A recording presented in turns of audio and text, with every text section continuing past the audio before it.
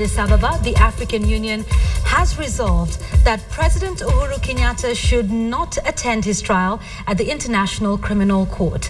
The AU accused the ICC of double standards, saying only African leaders are held accountable by the court. KTN's associate editor No Otieno now reports on the AU Special Summit from Addis Ababa, Ethiopia. The strongest decision ever taken by the African Union on the matter of the ICC, specifically on the cases facing President Uhuru Kenyatta and his deputy William Ruto at The Hague in the Netherlands.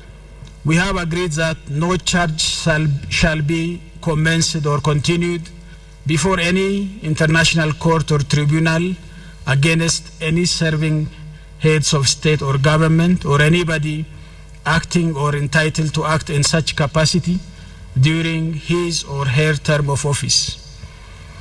To safeguard the constitutional order, stability and integrity of member states, we have resolved that no serving AU head of state or government or anybody acting or entitled to act in such capacity shall be required to appear before any international court or tribunal during his term of office.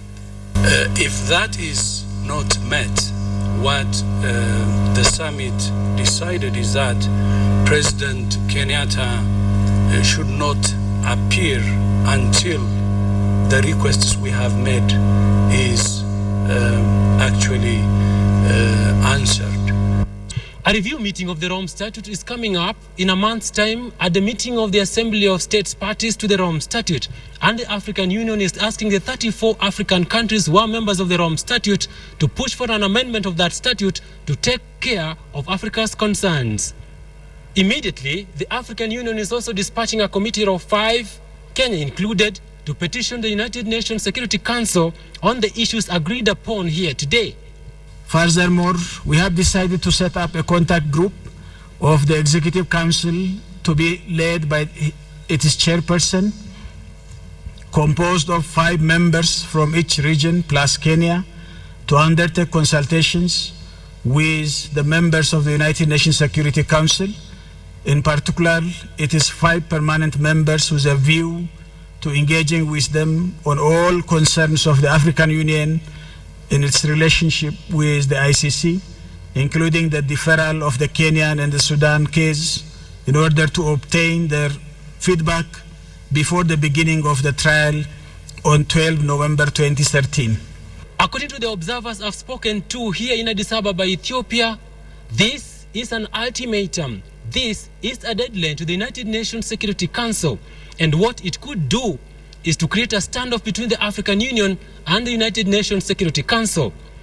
If our request for deferral does not get a response until then, we have agreed to request for postponement of the trial. The United Nations Security Council has ignored the African Union before, at least on 2 occasions. And what the African Union has not done today is to tell Uhuru Kenyatta what to do if indeed he goes ahead to ignore the ICC and skip his trials and then have the ICC issue arrest warrants against him. Now, KTN at the African Union headquarters in Addis Ababa, Ethiopia.